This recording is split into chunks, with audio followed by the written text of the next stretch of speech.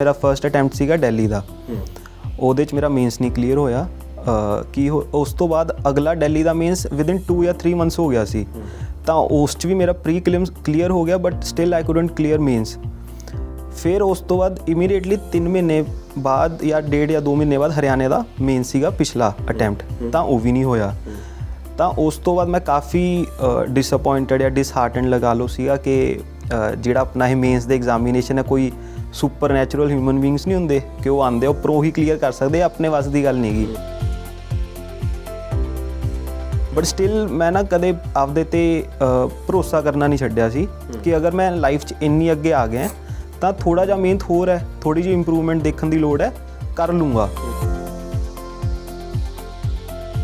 ਪੰਜਾਬ 'ਚ ਥੋੜ੍ਹੀ ਜਿਹੀ ਮਤਲਬ ਚੈਕਿੰਗ ਸਟ੍ਰਿਕਟ ਹੋਈ ਅਤੇ ਥੋੜ੍ਹਾ ਜਿਹਾ ਸਬਬ ਨਹੀਂ ਬਣਿਆ ਕਿ ਮੇਰਾ 5 ਨੰਬਰਾਂ ਨਾਲ ਮੇਨਸ ਰਹਿ ਗਿਆ। ਫਿਰ ਉਸ ਟਾਈਮ ਕੀ ਹੋਇਆ ਕਿ ਮੇਰੇ ਕਾਫੀ ਫਰੈਂਡਸ ਸੀਗੇ ਜਿਨ੍ਹਾਂ ਦਾ ਹੋ ਗਿਆ ਜਾਂ ਜਿਨ੍ਹਾਂ ਦਾ ਨਹੀਂ ਹੋਇਆ, ਬਟ ਸਟਿਲ ਮੈਨੂੰ ਉਦੋਂ ਲੱਗਿਆ ਕਿ ਹੁਣ ਤਾਂ ਮੈਂ ਬਹੁਤ ਹੀ ਜ਼ਿਆਦਾ ਨੇੜੇ ਹਾਂ। ਮੈਂ ਕਦੇ ਉਸ ਚੀਜ਼ ਨੂੰ ਨੈਗੇਟਿਵ ਨਹੀਂ ਲਿੱਤਾ ਕਿ ਜਦੋਂ ਮੈਂ ਇੰਨੇ ਮੇਨਸ ਕਲੀਅਰ ਕਰ ਲਏ, 2 ਮੇਨਸ ਕਲੀਅਰ ਕਰ ਲਏ, ਇੱਕ ਦੇ ਬਹੁਤ ਨਜ਼ਦੀਕ ਹੈ, ਤਾਂ ਅਗਲੇ ਅਟੈਂਪਟ 'ਚ ਮੈਂ ਕੋਈ ਨਾ ਕੋਈ ਤਾਂ ਕਲੀਅਰ ਕਰ ਹੀ ਲੂੰਗਾ ਐਗਜ਼ਾਮ। ਮੇਰੀ ਜੌਬ ਵੀ ਲੱਗ ਗਈ ਸੀ honourable supreme court of India ਦੇ ਵਿੱਚ। ਉੱਥੇ ਵੀ ਮੈਂ 4 ਮਹੀਨੇ ਕੰਮ ਕੀਤਾ। ਉਸ ਦੌਰਾਨ ਮੇਰੀ ਅਸਿਸਟੈਂਟ ਲੀਗਲ ਆਫਿਸਰ ਦੀ ਵੀ ਜੌਬ ਲੱਗ ਗਈ ਸੀਗੀ ਪੰਜਾਬ ਪੁਲਿਸ। ਹਰਿਆਣਾ ਦਾ ਪ੍ਰੀਲਿਮਸ ਆਇਆ, ਬਹੁਤ ਘੱਟ ਪੜ੍ਹਾਈ ਕਰ ਪਾਇਆ।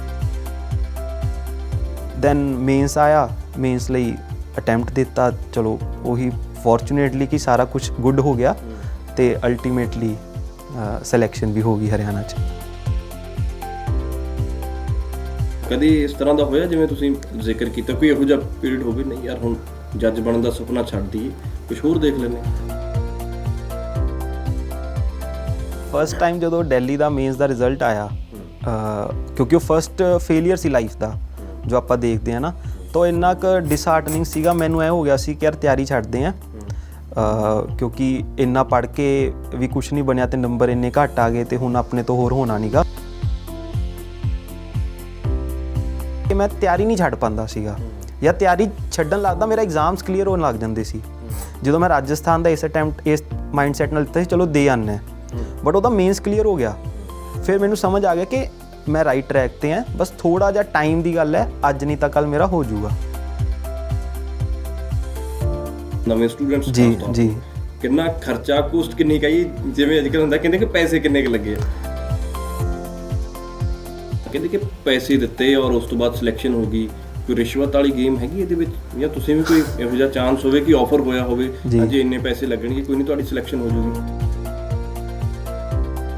ਹਜੇ ਵੀ ਸਾਨੂੰ ਐਂ ਲੱਗਦਾ ਕਿ ਕਦੇ ਕਦੇ ਯਾਰ ਬਣ ਗਏ, ਯਾਰ ਸੱਚੀ ਬਣ ਗਏ ਯਾਰ, ਤਾਂ ਅੱਛਾ ਹਜੇ ਵੀ ਇਹ ਮਹਿਸੂਸ ਹੁੰਦਾ ਵੀ ਸੱਚੀ ਆਪਾਂ ਜੱਜ ਬਣ ਗਏ। ਕਦੇ ਕਦੇ ਤਾਂ ਕੋਈ ਕਹਿ ਦਿੰਦਾ ਨਾ ਤੁਹਾਡੀ ਤੁਸੀਂ ਕੀ ਕਰਦੇ ਹੋ, ਐਂ ਕਹਿਣਾ ਪੈ ਜਾਂਦਾ, ਕਈ ਵਾਰੀ ਅੰਦਰੋਂ ਨਹੀਂ ਆਉਂਦਾ ਯਾਰ ਹਰਿਆਣਾ 'ਚ ਨਾ ਯਾਰ ਜੌਬ ਲੱਗੀ ਹੈ। ਤੋ ਅੰਦਰੋਂ ਇੰਨਾ ਕੌਨਫੀਡੈਂਸ ਹਜੇ ਵੀ ਨਹੀਂ ਆਉਂਦਾ ਕਹਿੰਦਾ ਕਿ that we are now judicial magistrates. ਕੋਈ ਇੱਦਾਂ ਦਾ ਕਿੱਸਾ ਮੈਨੂੰ ਦੱਸ ਸਕਦੇ ਹੋ ਜਿਸ ਸਮੇਂ ਤੁਸੀਂ ਫੇਲਿਅਰ ਆਇਆ ਜ਼ਿੰਦਗੀ ਦੇ ਵਿੱਚ, ਬਹੁਤ ਹਤਾਸ਼ ਹੋ ਗਏ ਹੋ, ਨਿਰਾਸ਼ ਹੋ ਗਏ ਹੋ ਜੀ, ਇਸ ਤਰ੍ਹਾਂ ਦਾ ਕੁਝ, ਜਾਂ ਕੋਈ ਇਹੋ ਜਿਹੀ ਫਿਰ ਉਸ ਤੋਂ ਬਾਅਦ ਕੋਈ ਪੋਜ਼ਿਟਿਵ ਵਾਈਬਸ ਆਈਆਂ ਹੋਣ ਕਿ ਦੁਬਾਰਾ ਫਿਰ ਉੱਠ ਖੜੇ ਹੋਣ? ਇੱਕ ਬੁੱਕ ਹੈਗੀ ਹੈ ਦ ਆਟੋਬਾਇਓਗ੍ਰਾਫੀ ਆਫ ਅ ਯੋਗੀ, ਠੀਕ ਹੈ, ਉਹ ਬਹੁਤ ਲਰਨਡ ਪਰਸਨ ਨੇ ਲਿਖੀ ਹੋਈ ਹੈ। ਤਾਂ ਉਹਨਾਂ ਨੇ ਨਾ ਮੈਡੀਟੇਸ਼ਨ ਲਈ ਇੰਟਰੋਡਿਊਸ ਕੀਤਾ ਕਿ ਆਪਾਂ ਜੋ ਵੀ ਅਚੀਵ ਕਰਦੇ ਹਾਂ ਉਸ ਪਰਮਾਤਮਾ ਲਈ ਉਹ ਬਹੁਤ ਛੋਟੀ ਚੀਜ਼ਾਂ ਹੈ। ਅਗਰ ਆਪਾਂ ਉਸ ਤੋਂ ਕਹਿੰਦੇ ਹਾਂ ਨਾ ਯਾਰ ਮੈਨੂੰ ਇਹ ਪਰਮਾਤਮਾ ਨੂੰ ਜੱਜ ਬਣਾ ਦੇ, ਤਾਂ ਉਹਦੇ ਲਈ ਤਾਂ ਕੁਛ ਹੈ ਹੀ ਨਹੀਂ। ਤੁਸੀਂ ਮੰਗ ਕੇ ਤਾਂ ਦੇਖੋ, ਸੱਚੇ ਮਨ ਨਾਲ ਮੰਗ ਕੇ ਤਾਂ ਦੇਖੋ। ਉਹ ਤਾਂ ਕਹਿੰਦਾ ਹੋਊਗਾ ਕਿ ਯਾਰ ਤੁਸੀਂ ਘੱਟੋ ਘੱਟ ਇੱਕ ਦੇਸ਼ ਮੰਗ ਲਓ, ਹੈ ਨਾ, ਉਹ ਵੀ ਮੈਂ ਦੇ ਦੂੰਗਾ। ਤੁਸੀਂ ਤਾਂ ਮੰਗ ਹੀ ਕੁਛ ਨਹੀਂ ਰਹੇ। ਮੰਗਦੇ ਰਹੇ ਤੁਸੀਂ? ਹਾਂਜੀ, ਪਰਮਾਤਮਾ ਮੈਨੂੰ ਜੱਜ ਬਣਾ। ਹਾਂਜੀ, ਮੈਂ ਅੱਜ ਵੀ ਬਹੁਤ, ਮੈਂ ਸਵੇਰੇ ਉੱਠ ਕੇ ਡੇਲੀ ਸ਼ੁਕਰ ਕਰਾਨਾ। ਪ੍ਰੋ ਪੰਜਾਬ ਟੀਵੀ ਦੇਖ ਰਹੇ ਹੋ ਤੁਸੀਂ, ਮੈਂ ਹਾਂ ਵਿਕਰਮ ਸਿੰਘ। ਕਹਿੰਦੇ ਕਿ ਜੋ ਮਿਹਨਤ ਕਰਦਾ ਹੈ ਉਸ ਨੂੰ ਮੁਕਾਮ ਹਾਸਲ ਹੁੰਦਾ ਹੈ, ਪਰ ਮਿਹਨਤ ਇਹ ਜ਼ਰੂਰੀ ਨਹੀਂ ਕਿ ਪਹਿਲੀ ਵਾਰ ਹੀ ਤੁਸੀਂ ਕਰੋ ਔਰ ਪਹਿਲੀ ਵਾਰ ਹੀ ਤੁਹਾਡੇ ਸਫਲਤਾ ਹੱਥ ਲੱਗੇ। ਕਈ ਵਾਰ ਕਿਹਾ ਜਾਂਦਾ ਕਿ ਟਰਾਈ ਅਗੇਨ, ਵਾਰ-ਵਾਰ ਮਿਹਨਤ ਕਰਦੇ ਹੋ ਤੁਸੀਂ, ਜਦੋਂ ਹਾਰ ਨਹੀਂ ਮੰਨਦੇ ਤਾਂ ਫਿਰ ਹਾਰ ਹੁੰਦੀ ਨਹੀਂ, ਤੁਹਾਨੂੰ ਜਿੱਤ ਨਸੀਬ ਹੁੰਦੀ ਹੈ। ਇਸੇ ਤਰ੍ਹਾਂ ਦਾ ਇੱਕ ਐਪੀਸੋਡ ਲੈ ਕੇ ਹਾਜ਼ਰ ਹਾਂ। ਮੇਰੇ ਨਾਲ ਪ੍ਰਿਯੰਕ ਗੋਇਲ ਜੀ ਨੇ। ਪੰਜਾਬ ਦਾ ਮੁੰਡਾ, ਮੈਂ ਸਿੱਧੇ ਸ਼ਬਦਾਂ 'ਚ ਕਹਾਂ ਤਾਂ ਹਰਿਆਣੇ ਦੇ ਵਿੱਚ ਜੱਜ ਬਣ ਗਿਆ, ਪਰ ਇਸ ਦੇ ਪਿੱਛੇ, ਇਹਨਾਂ ਦੀ ਸਫਲਤਾ ਦੇ ਪਿੱਛੇ ਮਿਹਨਤ ਕਿੰਨੀ ਹੈ? ਮਿਹਨਤ ਬਹੁਤ ਹੈ, ਜੀ ਜਾਨ ਲਾ ਕੇ ਮਿਹਨਤ ਕੀਤੀ ਹੈ। ਔਰ ਸਾਡੇ ਨਾਲ ਮੌਜੂਦ ਨੇ, ਸਟੂਡੀਓ ਪਹੁੰਚੇ ਨੇ। ਗੋਇਲ ਜੀ, ਬਹੁਤ ਬਹੁਤ ਸਵਾਗਤ ਹੈ ਤੁਹਾਡਾ। ਥੈਂਕ ਯੂ ਜੀ। ਸਭ ਤੋਂ ਪਹਿਲਾਂ ਤਾਂ ਮੈਂ ਜਾਣਨਾ ਚਾਹੂੰਗਾ, ਮੁਬਾਰਕਾਂ ਵੀ ਤੁਹਾਨੂੰ ਬਹੁਤ ਬਹੁਤ। ਥੈਂਕ ਯੂ ਕਿ ਇਹ ਕਹਿ ਸਕਦੇ ਸੀ ਕਿ ਪੰਜਾਬ ਦਾ ਮੁੰਡਾ ਹਰਿਆਣੇ ਦੇ ਵਿੱਚ ਜੱਜ ਲੱਗਿਆ ਜੀ, ਔਰ ਜੁਆਇਨ ਕਰਨ ਜਾ ਰਹੇ ਹੋ ਬਹੁਤ ਜਲਦੀ ਤੁਸੀਂ। ਸਭ ਤੋਂ ਪਹਿਲਾਂ ਮੈਂ ਇਹ ਜਾਣਨਾ ਚਾਹੁੰਦਾ ਕਿ ਬਿਲਡਿੰਗ ਜਦੋਂ ਖੜੀ ਹੁੰਦੀ ਹੈ, ਪਿੱਛੇ ਥੱਲੇ ਨੀਂਹ ਵੀ ਹੁੰਦੀ ਹੈ, ਹੋਰ ਬਹੁਤ ਸਾਰੀਆਂ ਚੀਜ਼ਾਂ ਇੱਟਾਂ ਥੱਲੇ ਲੱਗੀਆਂ ਹੁੰਦੀਆਂ ਜਿਹੜੀਆਂ, ਔਰ ਮਿਹਨਤ ਕਿੰਨੀ ਹੈ, ਸਿੱਧੇ ਜਿਹੇ ਸ਼ਬਦਾਂ 'ਚ ਮੈਂ ਪੁੱਛਾਂ ਤਾਂ ਇਸ ਕਾਮਯਾਬੀ ਦੇ ਪਿੱਛੇ ਕਿੰਨੀ ਕੁ ਮਿਹਨਤ ਹੈ, ਕਿਹਦਾ ਹੱਥ ਹੈ? ਦੇਖੋ, ਮਿਹਨਤ ਤਾਂ ਜਦੋਂ ਆਪਾਂ ਕੋਈ ਚੀਜ਼ ਅਚੀਵ ਕਰਨੀ ਹੁੰਦੀ ਹੈ ਤੇ ਖਾਸ ਕਰਕੇ ਕੰਪੀਟੀਸ਼ਨ ਐਗਜ਼ਾਮਸ ਤਾਂ ਬਹੁਤ ਜ਼ਿਆਦਾ ਲੱਗਦੀ ਹੈ। ਦੂਜਾ ਜਿਹੜਾ ਆਪਣਾ ਸਭ ਤੋਂ ਜ਼ਿਆਦਾ ਸਪੋਰਟ ਹੁੰਦਾ ਉਹ ਆਪਣੇ ਪੇਰੈਂਟਸ ਦਾ ਹੁੰਦਾ, ਆਪਣੀ ਫੈਮਿਲੀ ਦਾ ਹੁੰਦਾ। ਜਿਵੇਂ ਮੇਰੇ ਪੇਰੈਂਟਸ ਨੇ ਮੈਨੂੰ ਕਦੇ ਵੀ ਕੋਈ ਚੀਜ਼ ਮੈਂ ਪਰਸਿਊ ਕਰਨੀ ਹੈ ਕਦੇ ਰੋਕਿਆ ਨਹੀਂ ਗਾ, ਉਹਨਾਂ ਨੇ ਹਮੇਸ਼ਾ ਸਪੋਰਟ ਕੀਤੀ। ਮੇਰੇ ਬ੍ਰਦਰ ਨੇ ਮੈਨੂੰ ਹਮੇਸ਼ਾ ਸਪੋਰਟ ਕੀਤੀ, ਹਾਲਾਂਕਿ ਮੇਰੇ ਤੋਂ ਛੋਟਾ ਹੈ, ਬਟ ਉਹ ਇੱਕ ਇਮੋਸ਼ਨਲ ਸਪੋਰਟ ਸੀ, ਇੱਕ ਫਾਈਨੈਂਸ਼ੀਅਲ ਸਪੋਰਟ ਕਿ ਯਾਰ ਕੋਈ ਨਹੀਂ, ਮੈਂ ਕਰੇ ਹੈਗਾ, ਮੈਂ ਆਪੇ ਦੇਖ ਲੂੰਗਾ, ਤੂੰ ਆਪਦਾ ਪੜ੍ਹਾਈ 'ਤੇ ਧਿਆਨ ਦਿਆ ਕਰ। ਤਾਂ ਦਾਦਾ ਜੀ ਦੀ ਬਹੁਤ ਸਪੋਰਟ ਸੀਗੀ। ਇਸੇ ਤਰ੍ਹਾਂ ਜਰਨੀ ਦੇ ਵਿੱਚ ਇੱਕ ਮੇਰੇ ਭਈਆ ਸੀਗੇ, ਐਡਵੋਕੇਟ ਮੁਨੀਸ਼ ਬਾਂਸਲ, ਉਹਨਾਂ ਨੇ ਮੈਨੂੰ ਲਾਈਫ 'ਚ ਬਹੁਤ ਹੈਲਪ ਆਊਟ ਕੀਤੀ। ਜਦੋਂ ਮੈਂ ਲਾਅ ਕਰਨੀ ਸੀ ਉਹਨਾਂ ਨੇ ਕਿਹਾ ਕਿ ਤੁਸੀਂ ਲਾਅ ਕਰਨੀ ਹੈ, ਫਿਰ ਜਦੋਂ ਤਿਆਰੀ ਕਰਨੀ ਹੈ ਫਿਰ ਉਹਨਾਂ ਨੇ ਪਰਸਿਊ ਕੀਤਾ। ਫਿਰ ਡਿਊਰਿੰਗ ਦਾ ਪ੍ਰਿਪਰੇਸ਼ਨ ਕਾਫੀ ਲੋਕ ਮਿਲਦੇ ਰਹੇ, ਉਹਨਾਂ ਨੇ ਕੁਝ ਹਿੱਸਿਆਂ 'ਚ ਆਪਦਾ ਕੰਟਰੀਬਿਊਸ਼ਨ ਕੀਤਾ ਅਤੇ ਅਲਟੀਮੇਟਲੀ ਪਰਮਾਤਮਾ ਦੀ ਦਇਆ ਨਾਲ ਸਕਸੈਸ ਮਿਲ ਗਿਆ। ਕਿੰਨੀ ਵਾਰ ਕੋਸ਼ਿਸ਼ ਕੀਤੀ ਜਾਂ ਪਹਿਲੀ ਵਾਰ 'ਚ ਕਲੀਅਰ ਕਰ ਗਏ ਸੀ? ਮੈਂ ਪਹਿਲਾਂ ਜ਼ਿਕਰ ਕੀਤਾ ਕਿ ਮਿਹਨਤ ਬਹੁਤ ਕੀਤੀ ਤੁਸੀਂ। ਹਾਂਜੀ, ਨਹੀਂ, ਪਹਿਲੀ ਵਾਰ ਤਾਂ ਨਹੀਂ ਮਿਲਿਆ। ਇਨੀਸ਼ੀਅਲੀ ਕੀ ਹੋਇਆ ਸੀ, ਮੇਰਾ ਫਰਸਟ ਅਟੈਂਪਟ ਸੀਗਾ ਦਿੱਲੀ ਦਾ, ਉਹਦੇ 'ਚ ਮੇਰਾ ਮੇਨਸ ਨਹੀਂ ਕਲੀਅਰ ਹੋਇਆ। ਉਸ ਤੋਂ ਬਾਅਦ ਅਗਲਾ ਦਿੱਲੀ ਦਾ ਮੇਨਸ ਵਿਦਿਨ 2 ਜਾਂ 3 ਮੰਥਸ ਹੋ ਗਿਆ ਸੀ, ਤਾਂ ਉਸ 'ਚ ਵੀ ਮੇਰਾ ਪ੍ਰੀ ਕਲਿਮਸ ਕਲੀਅਰ ਹੋ ਗਿਆ, but still I couldn't clear mains. ਫਿਰ ਉਸ ਤੋਂ ਬਾਅਦ ਇਮੀਡੀਏਟਲੀ 3 ਮਹੀਨੇ ਬਾਅਦ ਜਾਂ 1.5 ਜਾਂ 2 ਮਹੀਨੇ ਬਾਅਦ ਹਰਿਆਣੇ ਦਾ ਮੇਨ ਸੀਗਾ ਪਿਛਲਾ ਅਟੈਂਪਟ, ਤਾਂ ਉਹ ਵੀ ਨਹੀਂ ਹੋਇਆ। ਤਾਂ ਉਸ ਤੋਂ ਬਾਅਦ ਮੈਂ ਕਾਫੀ ਡਿਸਅਪੋਇੰਟਡ ਜਾਂ ਡਿਸਹਾਰਟਨ ਲਗਾ ਲਓ ਸੀਗਾ ਕਿ ਜਿਹੜਾ ਆਪਣਾ ਇਹ ਮੇਨਸ ਦੇ ਐਗਜ਼ਾਮੀਨੇਸ਼ਨ ਹੈ, ਕੋਈ ਸੁਪਰ ਨੈਚੁਰਲ ਹਿਊਮਨ ਬੀਇੰਗਸ ਨਹੀਂ ਹੁੰਦੇ ਕਿ ਉਹ ਆਉਂਦੇ ਉੱਪਰੋਂ ਹੀ ਕਲੀਅਰ ਕਰ ਸਕਦੇ, ਆਪਣੇ ਵੱਸ ਦੀ ਗੱਲ ਨਹੀਂ ਗੀ। ਬਟ ਸਟਿਲ ਮੈਂ ਨਾ ਕਦੇ ਆਪਦੇ 'ਤੇ ਭਰੋਸਾ ਕਰਨਾ ਨਹੀਂ ਛੱਡਿਆ ਸੀ ਕਿ ਅਗਰ ਮੈਂ ਲਾਈਫ 'ਚ ਇੰਨੀ ਅੱਗੇ ਆ ਗਿਆ ਤਾਂ ਥੋੜ੍ਹਾ ਜਿਹਾ ਮਿਹਨਤ ਹੋਰ ਹੈ, ਥੋੜ੍ਹੀ ਜਿਹੀ ਇੰਪਰੂਵਮੈਂਟ ਦੇਖਣ ਦੀ ਲੋੜ ਹੈ, ਕਰ ਲੂੰਗਾ। ਦੈਨ ਮੈਂ ਰਾਜਸਥਾਨ ਦੇ ਲਈ ਅਪੀਅਰ ਹੋਇਆ। ਆਪਦੀ ਮੈਂ ਜੋ ਮੇਰੇ 'ਚ ਕਮੀਆਂ ਸੀਗੀਆਂ, ਜੋ ਮੈਨੂੰ ਲੱਗਿਆ, ਮੈਂ ਉਹਦੇ ਲਈ ਬਹੁਤ ਜ਼ਿਆਦਾ ਹਾਰਡ ਵਰਕ ਕੀਤਾ। ਉਸ ਟਾਈਮ 'ਚ 1.5-2 ਮਹੀਨਾ ਆਪਦੇ 'ਤੇ ਕੰਮ ਕੀਤਾ, ਤਾਂ ਮੇਰਾ ਰਾਜਸਥਾਨ ਦਾ ਪਹਿਲਾ ਮੇਨਸ ਕਲੀਅਰ ਹੋ ਗਿਆ। ਤਾਂ ਮੈਨੂੰ ਸਮਝ ਆ ਗਿਆ ਕਿ ਚਲੋ ਹੁਣ ਆਪਾਂ ਸਹੀ ਜਾ ਰਹੇ ਹਾਂ, ਕਿ ਆਪਣੇ ਐਟਲੀਸਟ ਮੇਨਸ ਕਲੀਅਰ ਹੋਣੇ ਸ਼ੁਰੂ ਹੋ ਗਏ। ਦੈਨ ਮੈਂ ਥੋੜ੍ਹਾ ਜਿਹਾ ਹੋਰ ਐਫਰਟ ਲਗਾ ਕੇ ਦਿੱਲੀ ਦਾ ਦਿੱਤਾ, ਉਹਦਾ ਵੀ ਮੇਰਾ ਮੇਨਸ ਕਲੀਅਰ ਹੋ ਗਿਆ।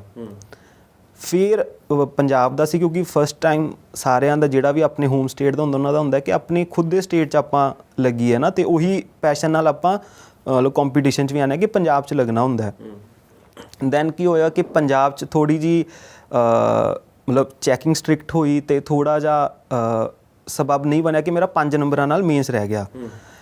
ਫਿਰ ਉਸ ਟਾਈਮ ਕੀ ਹੋਇਆ ਕਿ ਮੇਰੇ ਕਾਫੀ ਫਰੈਂਡਸ ਸੀਗੇ ਜਿਨ੍ਹਾਂ ਦਾ ਹੋ ਗਿਆ ਜਾਂ ਜਿਨ੍ਹਾਂ ਦਾ ਨਹੀਂ ਹੋਇਆ, ਬਟ ਸਟਿਲ ਮੈਨੂੰ ਉਦੋਂ ਲੱਗਿਆ ਕਿ ਹੁਣ ਤਾਂ ਮੈਂ ਬਹੁਤ ਹੀ ਜ਼ਿਆਦਾ ਨੇੜੇ ਹਾਂ। ਮੈਂ ਕਦੇ ਉਸ ਚੀਜ਼ ਨੂੰ ਨੈਗੇਟਿਵ ਨਹੀਂ ਲਿੱਤਾ ਕਿ ਜਦੋਂ ਮੈਂ ਇੰਨੇ ਮੇਨਸ ਕਲੀਅਰ ਕਰ ਲਏ, 2 ਮੇਨਸ ਕਲੀਅਰ ਕਰ ਲਏ, ਇੱਕ ਦੇ ਬਹੁਤ ਨਜ਼ਦੀਕ ਹੈ, ਤਾਂ ਅਗਲੇ ਟਾਈਮ 'ਚ ਮੈਂ ਕੋਈ ਨਾ ਕੋਈ ਤਾਂ ਕਲੀਅਰ ਕਰ ਹੀ ਲੂੰਗਾ ਐਗਜ਼ਾਮ। ਫਿਰ ਕੀ ਹੋਇਆ, ਜੋ ਕਰੋਨਾ ਦੇ ਦੌਰਾਨ ਕਰੋਨਾ ਆ ਗਿਆ ਸੀਗਾ 2020 'ਚ ਮਾਰਚ 'ਚ, ਤਾਂ ਉਦੋਂ ਮੇਰੇ ਕੋਲ ਸਕੋਪ ਸੀਗਾ ਇੰਪਰੂਵਮੈਂਟ ਕਰਨ ਦਾ। ਤਾਂ ਮੈਂ ਬਹੁਤ ਚੀਜ਼ਾਂ 'ਤੇ ਕੰਮ ਕੀਤਾ। ਉਦੋਂ ਮੈਂ ਨਹੀਂ ਗਾ ਕਿ ਹੋ ਗਿਆ ਸੀ ਕਿ ਚਲੋ ਤਿਆਰੀ ਤਾਂ ਹੋ ਗਈ ਆ, ਹੁਣ ਨਹੀਂ ਕੁਛ ਕਰਨਾ। ਉਸ ਦੌਰਾਨ ਮੇਰਾ ਏਮ ਸੀਗਾ ਕਿ ਜਿੰਨਾ ਇੰਪਰੂਵ ਕਰ ਸਕਦਾ, ਜਿੰਨਾ ਟਾਈਮ ਮੇਰੇ ਕੋਲ ਹੈਗਾ, ਮੈਂ ਓਨਾ ਕਰਨਾ ਚਾਹੁੰਦਾ। ਉਸ 'ਚ ਮੇਰੀ ਜੌਬ ਵੀ ਲੱਗ ਗਈ ਸੀ honourable supreme court of India ਦੇ ਵਿੱਚ। ਉੱਥੇ ਵੀ ਮੈਂ 4 ਮਹੀਨੇ ਕੰਮ ਕੀਤਾ। ਉਸ ਦੌਰਾਨ ਮੇਰੀ ਅਸਿਸਟੈਂਟ ਲੀਗਲ ਆਫਿਸਰ ਦੀ ਵੀ ਜੌਬ ਲੱਗ ਗਈ ਸੀਗੀ ਪੰਜਾਬ ਪੁਲਿਸ। ਉਹਦੀ ਜੁਆਇਨਿੰਗ ਨਹੀਂ ਆਈ ਹਜੇ, ਬਟ ਉਸ ਛੋਟੇ ਅਚੀਵਮੈਂਟਸ ਨੇ ਇੰਨਾ ਕੌਨਫੀਡੈਂਸ ਦੇਤਾ ਸੀਗਾ ਕਿ ਤੁਸੀਂ ਅੱਜ ਨਹੀਂ ਤਾਂ ਕੱਲ੍ਹ ਲੱਗ ਜਾਓਗੇ। ਦੈਨ ਉਸ ਤੋਂ ਬਾਅਦ ਸਟ੍ਰੇਟ ਅਵੇ ਹਰਿਆਣੇ ਦਾ ਆਇਆ ਐਗਜ਼ਾਮ। ਹਰਿਆਣਾ ਦਾ ਪ੍ਰੀਲਿਮਸ ਮੈਂ ਉਸ ਟਾਈਮ ਦਿੱਤਾ ਜਦੋਂ ਮੈਂ ਸੁਪਰੀਮ ਕੋਰਟ ਜੌਬ ਕਰਦਾ ਸੀ। ਅਤੇ ਸੁਪਰੀਮ ਕੋਰਟ 'ਚ ਜੌਬ ਦੇ ਵਰਕਿੰਗ ਆਵਰ ਸੀਗੇ ਲਾਈਕ ਅਸੀਂ ਸੁਬਾਹ 7 ਵਜੇ ਆਪਣਾ ਕਮਰੇ ਤੋਂ ਨਿਕਲਦਾ ਸੀਗਾ ਅਤੇ ਰਾਤ ਨੂੰ 8:30 9:30 ਵਜੇ ਘਰੇ ਵੜਦਾ ਸੀ। ਕਈ ਵਾਰੀ 10:30 ਵੀ ਵੜਿਆ। ਤਾਂ ਮੇਰੇ ਕੋਲ ਪੜ੍ਹਨ ਦਾ ਟਾਈਮ ਬਹੁਤ ਘੱਟ ਹੁੰਦਾ ਸੀਗਾ, ਕਈ ਵਾਰੀ ਕਈ ਹਫ਼ਤੇ ਤਾਂ ਪੜ੍ਹਿਆ ਵੀ ਨਹੀਂ। ਬਟ ਸਟਿਲ ਉਦੋਂ ਵੀ ਮੈਨੂੰ ਇੰਨਾ ਕੌਨਫੀਡੈਂਸ ਸੀਗਾ ਕਿ ਮੇਰੀ ਜੋ ਤਿਆਰੀ ਹੈ ਉਹ ਮੇਰੇ ਨਾਲ ਆਪਾਂ ਕਹਿ ਦਿੰਦੇ ਨਾ ਆਪਣੇ ਨਾਲ ਵਫਾ ਕਰੂਗੀ, ਕਿ ਆਪਾਂ ਜੇ ਬਹਿ ਵੀ ਜਾਵਾਂਗੇ ਐਗਜ਼ਾਮ 'ਚ ਤਾਂ ਆਪਣੇ ਵਧੀਆ ਸਕੋਰ ਆਊਗਾ। ਸਟਿਲ ਉਹੀ ਗੱਲ ਹੋਈ ਕਿ ਹਰਿਆਣਾ ਦਾ ਪ੍ਰੀਲਿਮਸ ਆਇਆ, ਬਹੁਤ ਘੱਟ ਪੜ੍ਹਾਈ ਕਰ ਪਾਇਆ, ਬਟ ਕਿਉਂਕਿ 7 ਤੋਂ ਲੈ ਕੇ 8-9 ਵਜੇ ਤੱਕ ਜੇ ਤੁਸੀਂ ਕਰਦੇ ਹੋ, ਮੈਂ ਘਰੇ ਆ ਕੇ ਫਿਰ ਵੀ ਟਰਾਈ ਕਰਦਾ ਸੀਗਾ ਕਿ 2 ਘੰਟੇ ਪੜ੍ਹ ਲਾਂ, ਠੀਕ ਹੈ, ਕਿਉਂਕਿ ਉਹ ਆਪਣੇ ਲਈ ਜ਼ਿਆਦਾ ਏਮ ਤਾਂ ਜ਼ਰੂਰੀ ਸੀਗਾ ਜੁਡੀਸ਼ਰੀ ਕਲੀਅਰ ਕਰਨਾ। ਫਿਰ ਉਹ ਕਲੀਅਰ ਕਰਨ ਤੋਂ ਬਾਅਦ, ਪ੍ਰੀਲਿਮਸ ਕਰਨ ਤੋਂ ਬਾਅਦ, ਫਿਰ ਜੋ ਆਨਰੇਬਲ ਜਸਟਿਸ ਸੀਗੇ ਉਹਨਾਂ ਤੋਂ ਮੈਂ ਪਰਮਿਸ਼ਨ ਲੈ ਕੇ ਰਿਜ਼ਾਈਨ ਕਰਤਾ ਸੀ ਕਿ ਆਪਣੇ ਮੈਂ ਮੇਨਸ ਦੇ ਲਈ ਐਫਰਟ ਦੇਣਾ।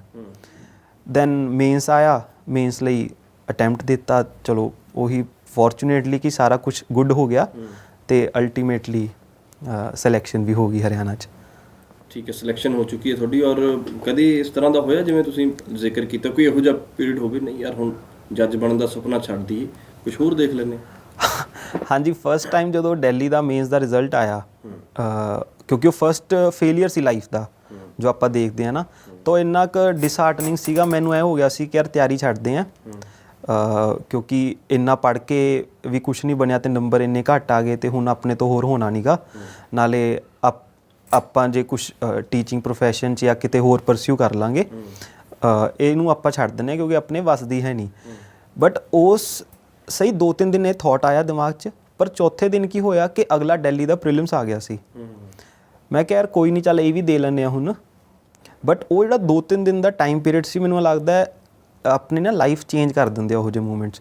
ਉਹੀ ਮੂਮੈਂਟਸ ਮੈਂ ਅੱਜ ਤੁਹਾਨੂੰ ਦੱਸ ਪਾ ਰਿਹਾ ਕਿ ਇੰਨੇ ਮੈਂ ਉਹਨੂੰ ਇੰਨਾ ਸਟਰਗਲ ਸਮਝਿਆ, ਬਟ ਉਹਨਾਂ ਕਰਕੇ ਮੇਰੀ ਲਾਈਫ 'ਚ ਇੱਕ ਪੋਜ਼ਿਟਿਵ ਡਾਇਰੈਕਸ਼ਨ ਚਲਾ ਗਿਆ ਸੀਗਾ ਕਿ ਕੋਈ ਨਹੀਂ ਯਾਰ, ਨਹੀਂ ਹੋਇਆ ਤਾਂ ਨਾ ਸਹੀ, ਜਿੰਨੀ ਦੇਰ ਤੇ ਹਿੰਮਤ ਹੈਗੀ ਆ ਉਨੀ ਦੇਰ ਤਾਂ ਕਰੂੰਗਾ, ਜੇ ਹੋਣਾ ਨਹੀਂ ਹੋਣਾ ਦੇਖੋ ਪਰਮਾਤਮਾ ਦੇ ਹੱਥ 'ਚ ਹੁੰਦਾ, ਬਟ ਆਪਦਾ ਐਫਰਟ ਮੈਂ ਪੂਰਾ ਦੇ ਕੇ ਜਾਊਂਗਾ। ਫਿਰ ਦੂਜਾ ਇੰਸੀਡੈਂਟ ਹੋਇਆ ਜਦੋਂ ਦਿੱਲੀ ਦਾ ਮੇਨਸ ਦਿੱਤਾ, ਅਗੇਨ ਦਿੱਲੀ ਦਾ ਮੇਨਸ ਦਿੱਤਾ, ਅਗੇਨ ਹਰਿਆਣਾ ਦਿੱਤਾ, ਤਾਂ ਤਿੰਨੋਂ back to back exams clear ਨਹੀਂ ਹੋਏ। ਫਿਰ ਲੱਗਿਆ ਕਿ ਬਈ ਹੁਣ ਤਾਂ ਪੱਕਾ ਹੀ ਹੈ ਕਿ ਆਪਣੇ ਵੱਸ ਦੀ ਗੱਲ ਹੈ ਨਹੀਂ।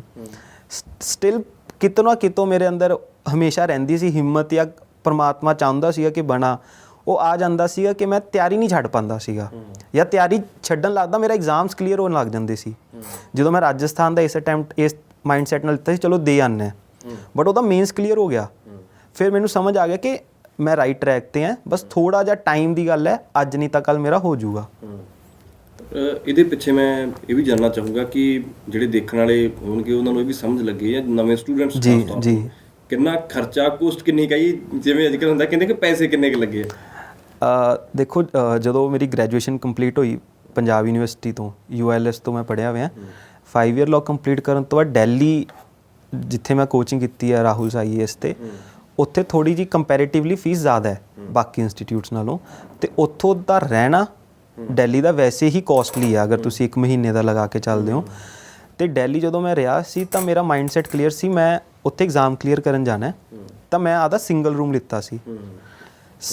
ਸਿੰਗਲ ਰੂਮ ਕਰਕੇ ਵੀ ਕੀ ਹੋਇਆ ਕਿ ਤੁਹਾਨੂੰ ਥੋੜ੍ਹੀ ਐਕਸਟਰਾ ਪੇ ਕਰਨਾ ਪੈਂਦਾ, ਨਹੀਂ ਤਾਂ ਅਗਰ ਤੁਸੀਂ ਸ਼ੇਅਰਿੰਗ 'ਚ ਰਹਿ ਰਹੇ ਹੋ ਤਾਂ ਤੁਸੀਂ ਕੰਟਰੀਬਿਊਟ ਕਰ ਪਾਉਂਦੇ ਹੋ, ਹੈ ਨਾ, ਦੂਜਾ ਨਾਲ ਦਾ ਫਰੈਂਡ ਹੈ, ਬਟ ਮੇਰਾ ਉਹ ਇਕੱਲੇ ਦਾ ਹੀ ਸੀਗਾ।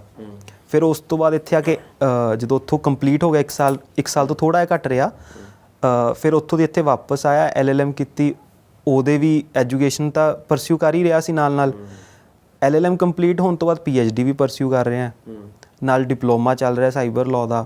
ਤਾਂ ਉਹ ਚੀਜ਼ਾਂ ਦਾ ਉਹੀ ਗੱਲ ਹੈ ਕਿ ਅਗਰ ਮੇਰੇ ਪੇਰੈਂਟਸ ਦੀ ਸਪੋਰਟ ਨਾ ਹੁੰਦੀ, ਮੈਨੂੰ ਕਦੇ ਪੇਰੈਂਟਸ ਨੇ ਰਿਅਲਾਈਜ਼ ਨਹੀਂ ਹੋਣ ਦਿੱਤਾ ਕਿ ਤੂੰ ਕਿੰਨਾ ਮੰਗ ਰਿਹਾ, ਠੀਕ ਹੈ। ਅਗਰ ਆਪਾਂ ਨੂੰ ਕਈ ਵਾਰੀ ਸੁਣਨ ਨੂੰ ਮਿਲ ਜਾਂਦਾ ਨਾ ਕਿ ਬੇਟਾ ਦੇਖ ਲਾ ਖਰਚਾ, ਮੈਨੂੰ ਕਦੇ ਇਹ ਸੁਣਨ ਨੂੰ ਨਹੀਂ ਮਿਲਿਆ, ਤਾਂ ਕਦੇ ਰਿਅਲਾਈਜ਼ੇਸ਼ਨ ਨਹੀਂ ਹੋਈ ਕਿ ਮੈਂ ਜ਼ਿਆਦਾ ਗਲਤ ਪਾਸੇ ਜਾ ਰਿਹਾ, ਜਾਂ ਕਿਉਂਕਿ ਅਲਟੀਮੇਟਲੀ ਆਪਦੀ ਪੜ੍ਹਾਈ ਪਰਸਿਊ ਕਰ ਰਿਹਾ ਸੀ, ਕੁਛ ਆਪਾਂ ਇਹ ਤਾਂ ਕਰ ਨਹੀਂ ਰਹੇ ਸੀ ਕਿ ਪੈਸੇ ਉਡਾ ਰਹੇ ਹਾਂ।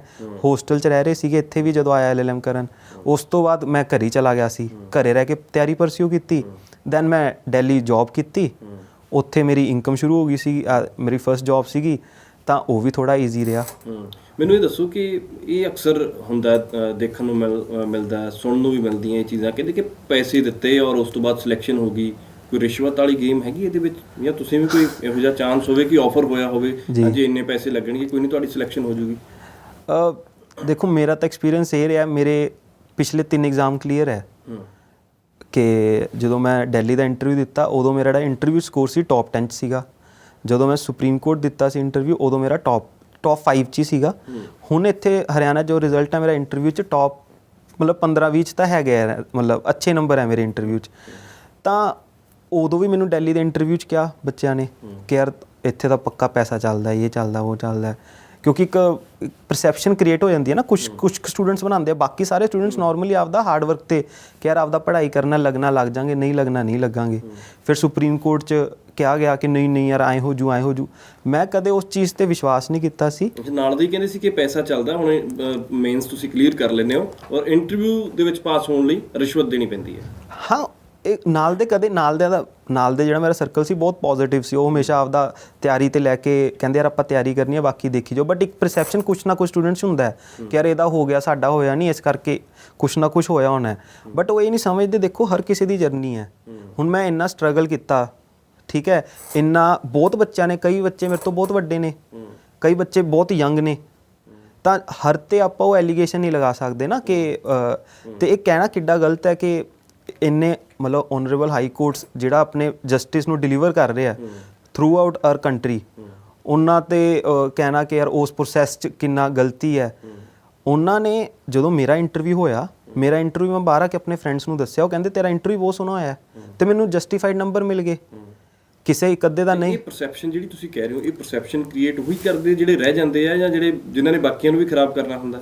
ਨਹੀਂ, ਦੇਖੋ ਕਈ ਵਾਰੀ ਕੁਝ ਗੱਲਾਂ 'ਚੋਂ ਗੱਲਾਂ ਬਣਦੀਆਂ ਰਹਿੰਦੀਆਂ, ਤਾਂ ਉਸ 'ਤੇ ਜ਼ਿਆਦਾ ਧਿਆਨ ਨਹੀਂ ਦੇਣਾ ਚਾਹੀਦਾ। ਮੈਂ ਤਾਂ ਇਹੀ ਸੁਜੈਸਟ ਕਰੂੰਗਾ ਜਿੰਨੇ ਵੀ ਮਤਲਬ ਤਿਆਰੀ ਵਾਲੇ ਬੱਚੇ ਆ, ਉਹ ਆਪਦੇ ਐਫਰਟਸ 'ਤੇ ਵਿਸ਼ਵਾਸ ਰੱਖਣ। ਦੇਖੋ ਇਹ ਪਰਸੈਪਸ਼ਨ ਮਤਲਬ ਅੱਜ ਤੋਂ 30 ਸਾਲ ਪਹਿਲਾਂ ਵੀ ਸੀਗੀ, ਅੱਜ ਤੋਂ ਅਗਲੇ 30 ਸਾਲਾਂ ਤੱਕ ਵੀ ਰਹਿਣੀ ਹੈ। ਬਟ ਰਿਐਲਿਟੀ ਇਹੀ ਹੈ ਕਿ ਤੁਹਾਡਾ ਪ੍ਰੋਸੈਸ ਸਾਰਾ ਫੇਅਰ ਹੈ। ਅਗਰ ਫੇਅਰ ਨਾ ਹੁੰਦਾ ਤਾਂ ਸ਼ਾਇਦ ਮੈਂ ਪਹਿਲਾਂ ਲੱਗ ਜਾਂਦਾ, ਠੀਕ ਹੈ। ਅਗਰ ਫੇਅਰ ਸੀਗਾ ਤਾਂ ਹੀ ਮੈਨੂੰ ਇੰਨਾ ਸਟਰਗਲ ਕਰਨਾ ਪਿਆ।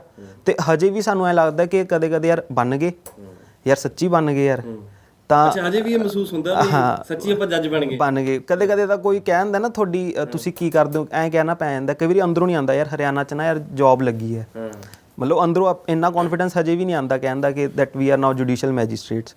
ਤਾਂ ਉਹ ਤੁਹਾਡਾ ਜਿਹੜਾ ਪ੍ਰੋਸੈਸ ਹੈ ਤੁਸੀਂ ਉਹਨੂੰ ਇੰਜੋਏ ਕਰੋ ਰੈਦਰ ਦੈਨ ਉਹਨੂੰ ਨੈਗੇਟਿਵ ਪ੍ਰੋਸੈਸ ਚਲਾਉਣਾ ਕਿ ਕਰਪਟ ਪ੍ਰੈਕਟਿਸਿਸ ਹੈ, ਇਹ ਹੈ ਉਹ ਹੈ। ਤੁਸੀਂ ਆਪਦੀ ਮਿਹਨਤ 'ਤੇ ਵਿਸ਼ਵਾਸ ਰੱਖੋ, ਆਪਦੇ ਪ੍ਰਤੀ ਸੱਚੇ ਰਹੋ। ਯਾਰ ਕੀ ਕਹਿੰਦੇ ਆ ਜਦੋਂ ਤੁਸੀਂ ਐਗਜ਼ਾਮ ਕਲੀਅਰ ਕਰ ਲਿਆ ਜੀ, ਫੈਮਿਲੀ ਦੇ ਵਿੱਚੋਂ ਸਭ ਤੋਂ ਪਹਿਲਾਂ ਕਿਹਨੂੰ ਦੱਸਿਆ ਜਾਂ ਰਿਐਕਸ਼ਨ ਕੀ ਸੀ? ਫਾਦਰ ਸਾਹਿਬ ਜਾਂ ਮਾਤਾ ਜੀ ਉਹਨਾਂ ਦਾ ਕੀ ਰਿਐਕਸ਼ਨ ਸੀਗਾ?